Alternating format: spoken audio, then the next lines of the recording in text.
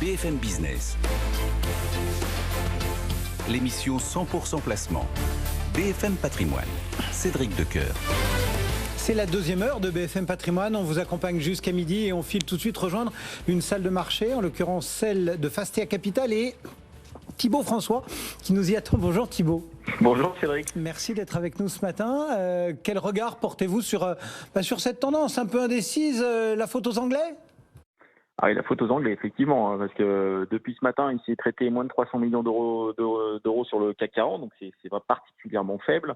L'écart entre le plus haut et le plus bas, c'est 15 points sur le CAC 40, donc c'est quand même très peu volatile. On voit bien que le palmarès sur le CAC 40, on est entre plus 1,30 pour STM et moins 70 pour les sociétés générales et les banques en général qui sous-performent. Donc c'est vrai que c'est plutôt très très calme ce matin. Il y avait beaucoup d'attentes en même temps vendredi avec Jackson Hole qui a finalement été on va dire un discours prudent et attendu par le marché. Discours prudent parce qu'on ne veut pas prendre de risques avec le variant Delta, et donc oui, il y aura un ralentissement des achats d'actifs dans les prochaines semaines, sûrement même dans les prochains mois, donc plutôt T4 2021, premier trimestre 2012. Mais il n'y aura pas de hausse des taux, donc ça veut dire que les taux sont toujours extrêmement faibles un petit peu partout en Europe. L'OAT et le Bund sont toujours en territoire négatif. L'OAT était à moins 0,06, donc toujours en territoire négatif. C'est aussi pour ça que les banques ce matin sont plutôt en queue de peloton sur la partie performance dans le CAC 40. Société Générale perd 1,70, on a BNP qui perd presque 1%, on a Crédit Agricole qui perd 0,7%. Malgré tout, il y a de l'inflation, donc le reste, on va dire les matières premières, l'or, ont plutôt tendance à monter. Le pétrole gagne presque 2% au-dessus de $73 pour le Brent. L'once d'or est au-dessus des $1,815.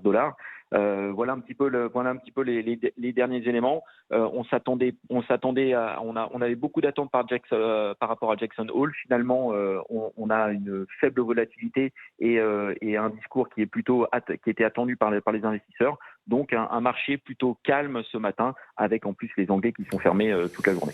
Bon, quelles sont les dernières données que vous avez plus nettement retenues ? Écoutez, les différentes publications, notamment sur cet été, la plupart étaient plutôt fin juillet, début août. Elles se sont plutôt très bien passées, et celles qu'on a eues la semaine dernière, les retardataires dans les publications semestrielles, ça s'est plutôt très très bien passé, notamment sur Eiffage et Bouygues. Eiffage notamment a annoncé une superbe publication avec un retour de l'activité par rapport au niveau de 2019.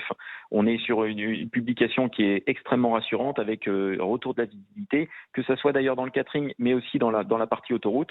On sent bien que même le mois de juillet a été plutôt très bon sur la partie autoroute en France, et le mois d'août devrait être aussi assez bon. Donc ce sont des entreprises, notamment Eiffage, qui est encore à 20% de ses niveaux de début d'année 2020, avec des free cash flow yield qui sont au-delà de 10% sur ce genre d'entreprise. Donc on est sur des configurations d'achat assez forts, en tout cas chez Fastea pour le dossier Eiffage. Donc publication très rassurante.